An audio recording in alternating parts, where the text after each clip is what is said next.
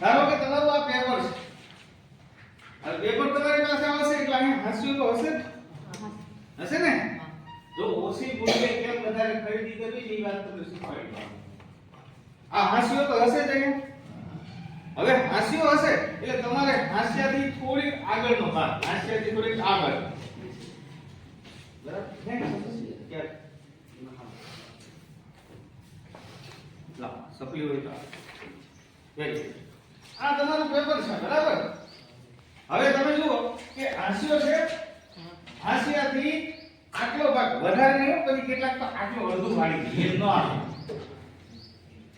Medium માપમાં આ બાજુ તમે હાસ્યો પાડી દો.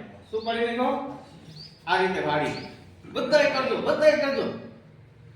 જે લોકો વધારે લખશે ને એને એક સપ્લી વધારે ભરાશે આ ટ્રીક થી. જો હું તમને બધી આ એકદમ પરફેક્ટ ટ્રીક જ આપવાનો છે. આ ટ્રીક થી જે લોકો આખું પેપર ભરી દે છે ને એને એક સપ્લી ભરાઈ જશે, અને જેને આખું પેપર પૂરું નથી થતું, એકાદું પાનું ઘટે એનું પેપર પૂરું થઈ જશે. આ રીતે વાળવાનું, બરાબર? આટલું જ હો, પછી આનાથી વધારે નહીં. ઓકે, આ બાજુ હાસ્યો પાડી લીધો, પાડી લીધો.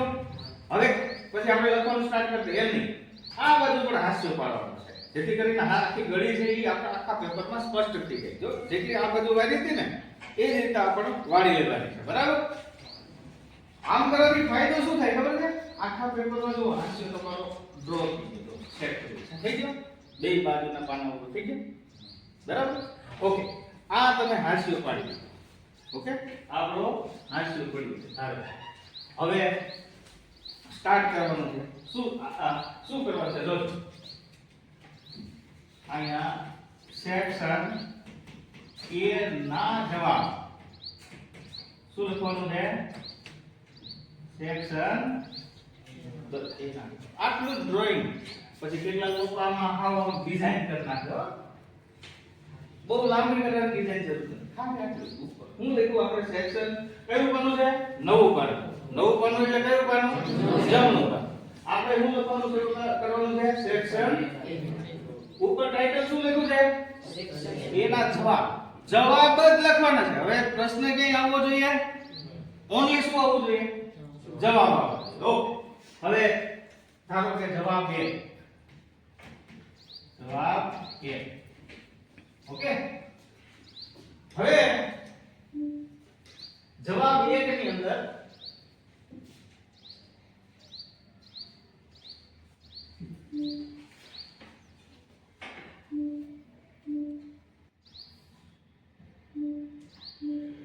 આ તમે જવાબ 1 લખો છો.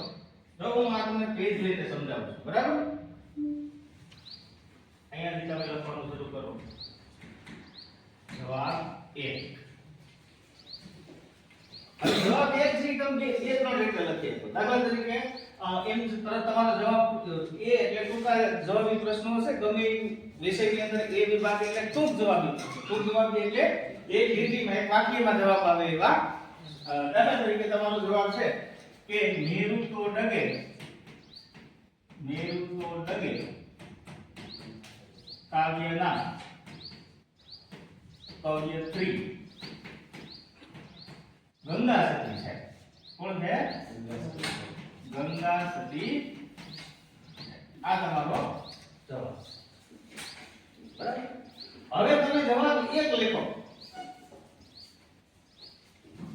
આ રીતે લખશો તો કેટલી લીટી થઈ? ગણ 1 2 અને કેટલી લાઈન થઈ? એક લીટીના જવાબમાં તમે કેટલી લાઈન વાપરી? 3 વાપરી, બરાબર? ઓકે, હવે તમે એક જોયું હશે કે આ 3 લાઈન થાત નહીં. અહીંયા આપણે લખી નાખ્યું હોય ગંગા સતી છે તો 3 લાઈન ન થાય. કેટલી લાઈન થાય? 2 લાઈન થાત ને, 2 લાઈન થાત ને. પણ અહીંયાથી આપણે બોર્ડર બાંધી દીધી છે. કેવી બોર્ડર બાંધી દીધી છે? અનવિઝિબલ, કોઈને દેખાય નહીં એવી બોર્ડર છે. કેવી બોર્ડર છે? તો આ ચાલાકી છે. સમજો, આવું છે ચાલાકી કે આપણે થોડુંક છે, મેં તમને કીધું ને ઓછા પૈસા એ વધારે ખરીદી કરવાની છે. આ ચાલાકી આપણે તે રાખવાની છે કે ભાઈ આ બાજુ આપણે લખવું નથી, પણ આ એક બોર્ડર રાખવાની છે. કેવી બોર્ડર રાખવાની છે? અનવિઝિબલ. અનવિઝિબલ એટલે અદ્રશ્ય. અદ્રશ્ય એટલે કોઈ દેખાતી નથી. આપણે ચાલાકીપૂર્વક એ બાજુ જગ્યા મૂકી દીધી, કોઈને ખબર પણ પડી નહીં. અને એક લીટીનો જવાબ આપણે કેમાં કન્વર્ટ કરી નાખ્યો? બે લીટીમાં કરી નાખ્યો ને. ઓકે, હવે હજી આમાં એક લીટી ઉમેરી શકાય. ક્યારે? કે જ્યારે તમે જવાબ 2 લખશો.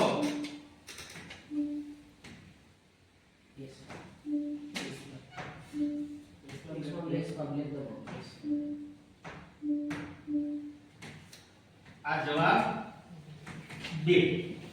જો અહીંયા કેટલી એક લીટી હતી, 2 હતી, 3 હતી, કેટલી થઈ ગઈ? 4. એક લીટી આપણે છોડી દીધી, પાછી એક લીટી છોડી દીધી. હવે જવાબ 2 ની અંદર લખશું કે ભાઈ મેરુ તો ડગે નો સાહિત્ય પ્રકાર પદ છે. શું છે? પદ. અંદાજિત પદ. ઓકે, આ રીતે તમારે સમજાવવું. તો તમને આવડે છે ઓછું, પણ તમે મોટું દેખાડી શકશો લખવાનું? દેખાઈ જશે કે નહીં દેખાય? રેડી? સમજાઈ ગયું સેક્શન A કેમ લખવાનું? ફાઇનલી દરેક સબ્જેક્ટમાં એ પછી સામાજિક વિજ્ઞાન હોય, પછી એ ગણિત હોય, એ પછી વિજ્ઞાન હોય, બધા સ્ટાન્ડર્ડ મેથ્સ છે કે બેઝિક? બધા બેઝિક. સ્ટાન્ડર્ડ વાળા કેટલા છે? કોઈ નહીં યાર. હું તમે યાર હતા સ્ટાન્ડર્ડ રાખવાનું હતું દીકરા. વાંધો નહીં, ભલે બેઝિકમાં તો બેઝિકમાં મહેનત કરી લેવાની. હો, તો આ રીતે તમે જાશો તો તમારું સેક્શન A છે એકદમ સરસ રીતે આખા એક પાનામાં લખાઈ જશે. હવે ધારો કે હવે તમારી પાસેથી જવાબ જોશે. ધારો કે સેક્શન A આ પાનામાં પૂરો થઈ ગયો. જો અહીંયા મેં તમને આ અનવિઝિબલ બોર્ડર બતાવી ને, એ તમારા પેજમાં પણ આવી ગઈ છે. જો ક્યાં પેજમાં આવી ગઈ? જો આ બોર્ડર કઈ છે? અનવિઝિબલ બોર્ડર છે. આનાથી આગળ આ બધું લખવાનું, છેલ્લું ક્યાં સુધી લખવાનું? અહીંયા. એટલે જ મેં તમને બે બાજુ હાસ્ય પાડવાનું કીધું. બે બાજુ હાસ્ય પાડશો ને તો તમારે આ બાજુ થોડીક જગ્યા મળી જશે એકદમ ફ્રીમાં. તો આ રીતે બરાબર. તો અંતે આપણે લખવાનું કેટલામાં થશે? આ બાજુ તો હાસ્ય છે જ, છે ને? આ બાજુ અનવિઝિબલ હાસ્ય આવી ગયો તો ખાલી કેટલામાં લખવાનું થશે? આટલામાં જ લખવાનું થશે. તો અહીંયા તમે આટલું લખી દીધું. બરાબર. હવે ધારો કે સેક્શન A છે અહીંયા પૂરું થઈ ગયું. ક્યાં પૂરું થઈ ગયું? અહીંયા. હવે પાનું ફેરવશો તો સેક્શન B ક્યાંથી શરૂ કરશો? આ પાનું પૂરું રહી જશે તો આ પાનું તો આખું પૂરું રહી જશે ને. તો શું કરવાનું? પૂરું મૂકી દેવાનું. બોર્ડ ની કેટલી ફી આવી? કેટલા રૂપિયા ભર્યા કોર્સ? 400 રૂપિયા ચોપડા લઈ તો કેટલા આવે? 400 રૂપિયાના આવા ચોપડા લઈ લખવાના તો કેટલા આવે? બોર્ડે તમારી પાસે આની તો ફી લીધી છે. આ બધું પૂરું મુકાઈ દે તો મૂકી દેવાનું. હો, એમ પાછી કે કંજુસાઈ ન કરતા કે આ એક પાનું ક્યાં મૂકી દે. આ મૂકી દેવાનું પૂરું. હવે સેક્શન B નવા પાને ક્યાંથી લખવાનું? જમણા બાજુ. આ કોરું મૂકી દીધું, મૂકી દેવાનું. હો, બોર્ડ ને આપણે પૈસા છે ને એ બને આ પેજ બગાડવાના જાય. હવે અહીંથી નવો પાનો સેક્શન D. ત્યાંથી શું લખાશે? સેક્શન B લખાશે. બરાબર. હવે ફરી પાછું આ ઉપર લખવાનું સેક્શન B ના જવાબ. બરાબર. હવે સેક્શન B ના જવાબ. હવે સેક્શન B ના જવાબ તમે લખો ત્યારે ખાસ યાદ રાખવાનું. શું યાદ રાખવાનું છે કે સેક્શન B ના જવાબ છે એ કેટલા વાક્યમાં હશે? 2-3 વાક્યમાં હશે. 2-3 વાક્યમાં હશે. 2-3 વાક્ય એટલે આપણા માટે કેટલી લાઈન થવી જોઈએ? જો આપણો અર્ધ આ બાજુ તો આપણે હાસ્ય મૂકીએ છીએ, પેલો અનવિઝિબલ હાસ્ય આ બાજુ આવી જાય છે. અનવિઝિબલ હાસ્ય કઈ બાજુ આવી જશે? આ બાજુ આવી જશે. બરાબર. હવે આપણી પાસે લખવા માટે જે 2-3 વાક્ય કોણે લખ્યા છે? બોર્ડ ને પેપર વાળાએ લખ્યા છે. શું લખ્યું છે? 2-3 વાક્યમાં જવાબ આપો. પણ આપણે એ 2-3 વાક્યને કેટલા વાક્ય સુધીમાં લઈ જવાના છે? 5-6 વાક્ય. ક્યાં સુધી લઈ જવાના છે? કેમ કે આપણે તો એક વાક્ય 2 વાક્ય કરતા આવડે છે ને? હા. બરાબર. તો આપણો જવાબ કેટલા વાક્યમાં થશે? 5-6. અને જોવા વાળા તમારો પેપર આમ જોશે તે જો હોય અને 2-3 વાક્ય જવાબ 5-6 વાક્ય લખો. સીધો રાઈટ મારી અને 2 માર્ક એમાં મૂકી દેશે. સમજાય છે? ઓકે. દાખલા તરીકે તમારો જવાબ એવો છે કે જવાબ 11 અને એની અંદર તમારે લખવાનું છે કે ભાઈ જમીનના પ્રકાર નીચે મુજબ છે. પેલી રેતાળ જમીન, બીજી કાળી જમીન, ત્રીજી કામવાળી જમીન,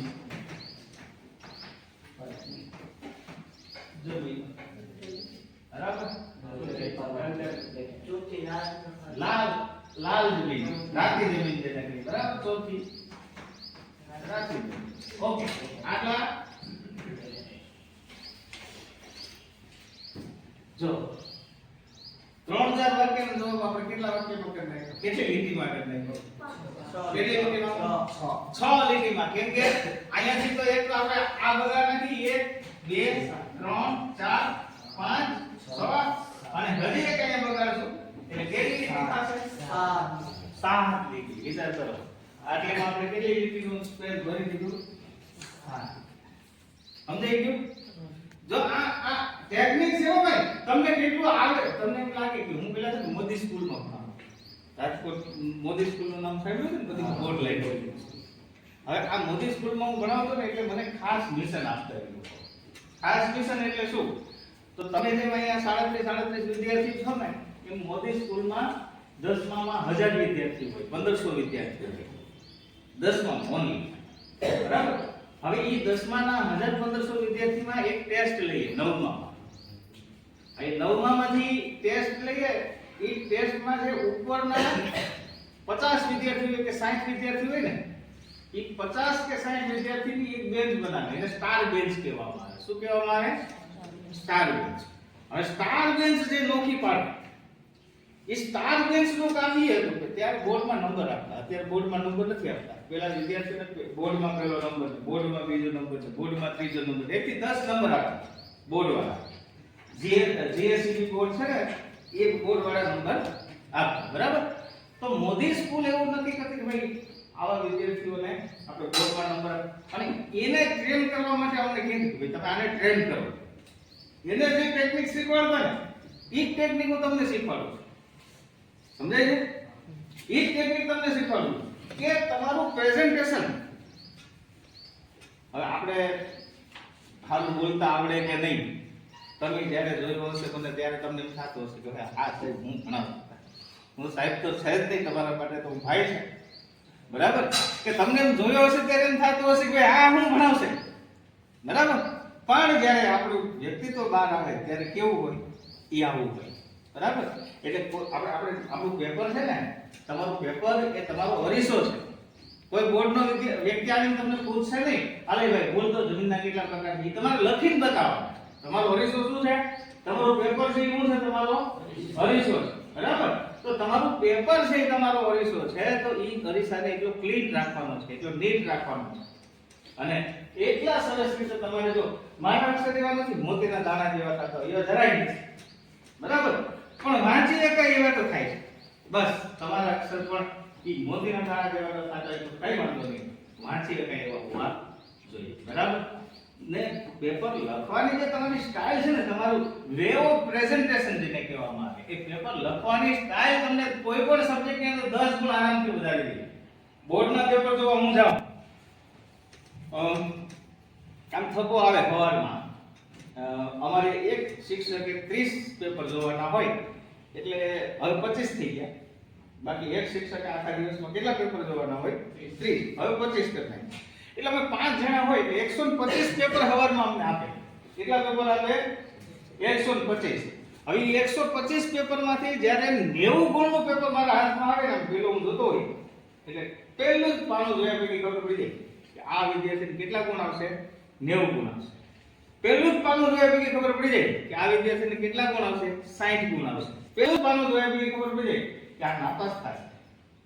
સમજાય? First impression is last impression. બરાબર? એટલે તમારી પેપરની અંદર જો એક સારા વિદ્યાર્થીને તમે છાપ ઊભી કરવામાં સફળ થયા તો સમજી લેજો તમે બોર્ડની અંદર સારામાં સારા માર્ક લાવી શકો. આજુ પણ ઈ આપણે નહીં. You can do it. તમે કરી શકશો. Yes, you can do it. તમે કરી શકો ને કરી શકો. હા કે ના? હા. પાકું? પાકું. હજી કોઈને એમ થાય છે કે સાહેબ થોડી ગવા ભરો? નહીં. થાય છે કોઈને? આપણા મિત્રો આપણી પાસે છે ને સુરેશ સાહેબે વાત કરી બહુ અગત્યની વાત. અમે થીગાવાળા કપડાં પહેરીને અહીંયા રખડતા. તમે તો તમારા કપડાં જોઈને ખરેખર આનંદ થયો. ખરેખર આનંદ થયો. સાચી વાત છે. એક્ઝેક્ટલી અમે લોકો અને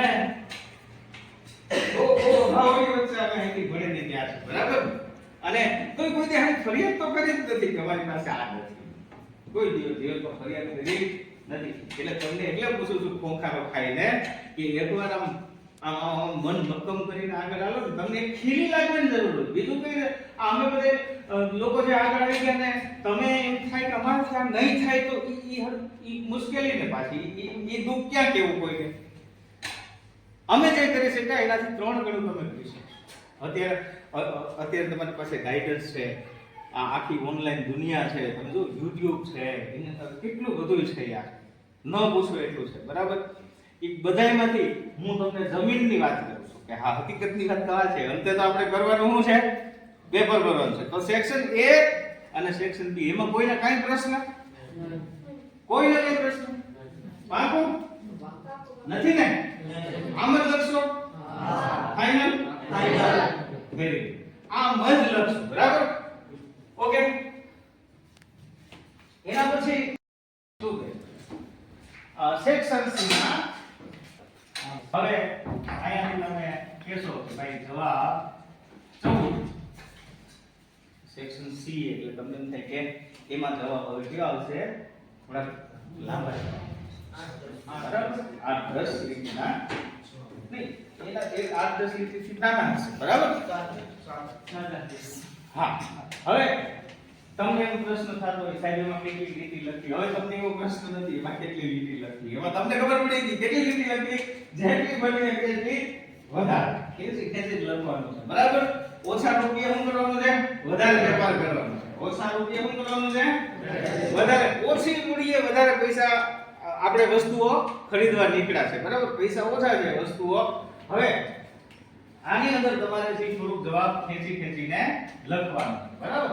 કે ભાઈ તમે આ જે જવાબ 14 ની અંદર કોઈ પણ પ્રયોગ લખશો કે ભાઈ તમને અહીંયા સમજાવ્યું હશે કે વનસ્પતિ પ્રજનન સમજાવો. તો વનસ્પતિ પ્રજનન નીચે મુજબ છે. બરાબર? અને પછી તમે વનસ્પતિ પ્રજનનની બધી વાતો કરશો. પુંકેસર. બરાબર? પછી તમે પુંકેસરને સમજાવશો. અહીંયા વળી પાછું આમાંય સુવિધા છે હો કે ભાઈ વનસ્પતિના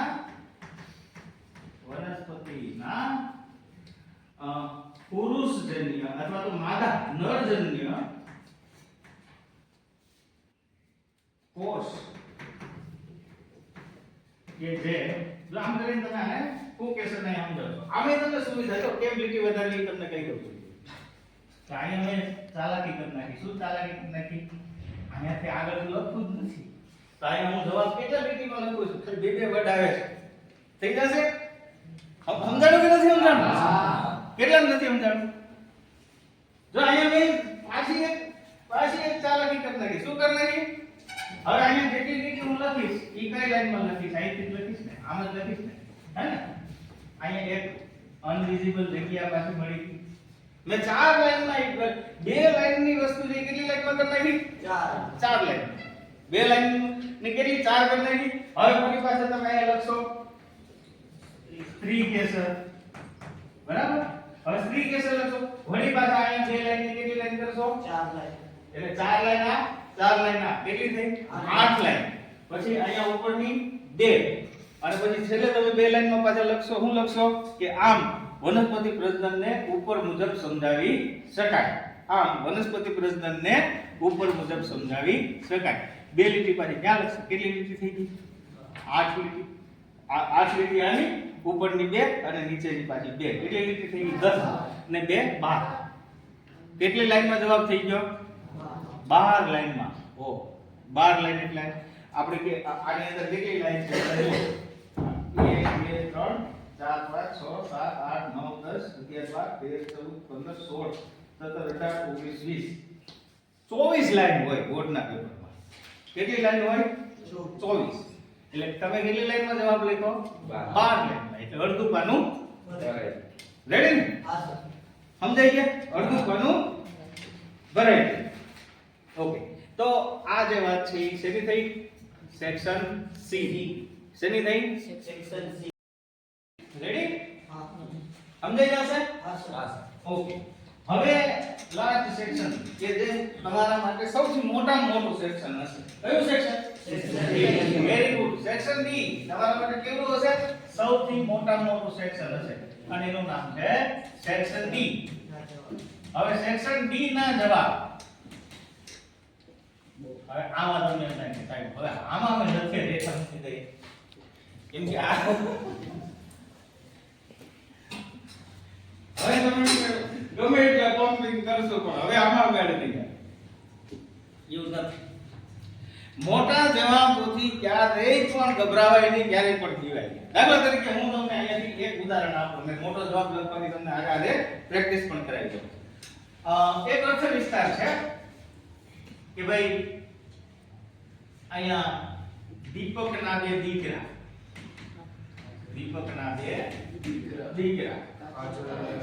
કાજળ ને અજવાસ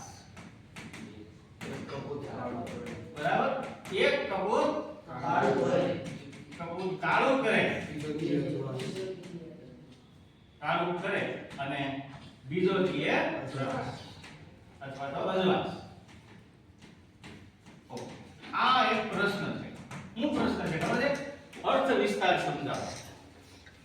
કેટલા માર્કનો? 5 માર્ક. લેન્ધી લાંબો 5 માર્કનો પ્રશ્ન પૂછાયો. શું પૂછાયો છે? દીપકના બે દીકરા કાજળ ને અજવાસ, એક કબૂત કાળું કરે, બીજો દીએ પ્રકાશ. આને તમે સવિસ્તાર ઉત્તર લખો અથવા તો એનો અર્થ વિસ્તાર સમજાવો. હવે તમારી સામે જ્યારે મોટો પ્રશ્ન આવે ત્યારે એને ભાગમાં કરી નાખે. અર્થ વિસ્તાર કેટલા ભાગમાં લખાય તમને ખબર છે કોઈને? અર્થ વિસ્તાર છે કેટલા ભાગમાં લખાય? કેટલા ભાગમાં લખાય?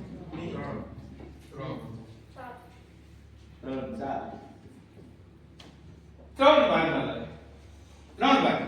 3 ભાગમાં કયો ભાગ છે? એક આરંભ, એક છે આરંભ, બીજો છે મધ્ય અને ત્રીજો છે અંત. હવે આ તો હું તમને ખાલી વિચાર વિસ્તારનું ઉદાહરણ આપું. ધારો કે તમારે આમાં પેટ્રોલિયમ નિસ્યંદનની પદ્ધતિ વર્ણવવાની હોય તો એના 3 ભાગ થાય. મોટો પ્રશ્ન છે ને પેટ્રોલિયમ નિસ્યંદનની પદ્ધતિને વર્ણવો, બરાબર? તો એના પણ કેટલા ભાગ થશે? 3 ભાગ. પણ જ્યાં 3 ભાગ થશે ત્યાં આને શું કહેશું? આરંભને શું કહેશું? પ્રસ્તાવના. શું કહેશું? પ્રસ્તાવના. આને શું કહેશું? સમજૂતી. આ મધ્યને શું કહેશું? સમજૂતી. અને અંતને શું કહેશું? ઉપસંહાર. શું કહેશું? ઉપસંહાર. પહેલો ભાગ છે એને શું કહેશું આપણે? પ્રસ્તાવના. બીજો ભાગ છે એને આપણે શું કહેશું? સમજૂતી. અને ત્રીજો ભાગ છે શું કહેશું? ઉપસંહાર. 3 ભાગ આવી ગયા, બરાબર? હવે કોઈ પણ મોટો પ્રશ્ન હોય ને તમે એમ કે સાહેબ નિબંધ ગણ. નિબંધમાં તો મુદ્દા આપેલા હોય, મુદ્દા ઉપરથી તમારે લખવાનું છે, અહેવાલ તમારે લખવાનો આવે છે, બરાબર? મોટા પ્રશ્નોની અંદર અહેવાલ એક આવે છે. અંગ્રેજીની અંદર શું આવે છે? લેટર, ઈમેલ આવે છે. અંગ્રેજીની અંદર તમારે ઈમેલ લખવાનો આવે છે, બરાબર? તો જ્યારે મોટો પ્રશ્ન 5 માર્કનો કે 8 માર્કનો કે 10 માર્કનો પ્રશ્ન જ્યારે તમને પૂછાય ત્યારે તમારે કમસે કમ કેટલા ભાગ કરતા હતા? 3 ભાગ કરતા. 3 ભાગની અંદર હવે આરંભની અંદર શું આવે? આરંભની અંદર શું આવે? જો આમાં અર્થ વિસ્તાર પૂછ્યો છે દીપકના બે દીકરા કાજળ ને અજવાસ, તો એનો સીધો પહેલો ફકરો કે ભાઈ ઉપરની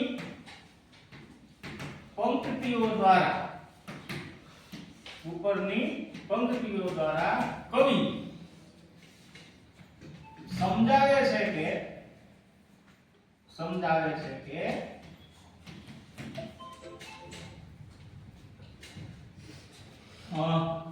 દીપક ના બે સંતાનો કાજલ અને પ્રકાશ છે અથવા તો અંજવાસ. કાજલનો સ્વભાવ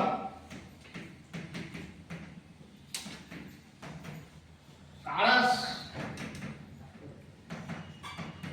કરવાનો છે, જ્યારે પ્રકાશનો સ્વભાવ અંજવાળું આપવાનો છે. ઓકે, આ થઈ ગયું તમારો પહેલો પેરેગ્રાફ. શું થઈ ગયો? પહેલો પેરેગ્રાફ. પહેલા પેરેગ્રાફમાં શું કીધું? એને આઈડિયા આવ્યો. જો એમાંથી જવાબ લખ્યો છે. પહેલા પેરેગ્રાફમાં શું કીધું? ભૂખ નથી લાગી દોસ્તો? મજા આવે છે? એક નવું મળે છે? તો વાંધો નહીં તો મારો પક્કો યાર એટલો વસૂલ થતો હોય તો તમે હોશિયાર થઈ જાવ છો. અને તમને ખબર નથી હું માંડ હોશિયાર થયો છે. હું તમારા જેવો જ હતો. બરાબર? તો આ પંક્તિમાં આપણે શું કે સમજ્યા કે ભાઈ દીપકના બે દીકરા છે. કોણ કોણ છે? એક કાજલ છે અને એક અંજુ. કાજલ એટલે ભેંસ. હવે દીવો આપણે સળગાવીએ એટલે એમાંથી બે પ્રોડક્ટ નીકળે. એક તો દીવો છે ધુમાડો કરે. આંચળ છે નથી બને ખબર છે ને? એ ધુમાડાની ગેસનું જ આંચળ બને. એટલે એક તો આમ હાથ ઉપર રાખો એટલે આ ઉપર મેશ ચોટે. દીપકની બે પ્રોડક્ટ છે. એક છે ઈ મેશ અને બીજો છે ઈ પ્રકાશ. તો દીપકના બે જ સંતાન છે, કાજલ અને બીજો છે ઈ પ્રકાશ. એકનો સ્વભાવ કેવો છે? કાળું કરવાનો.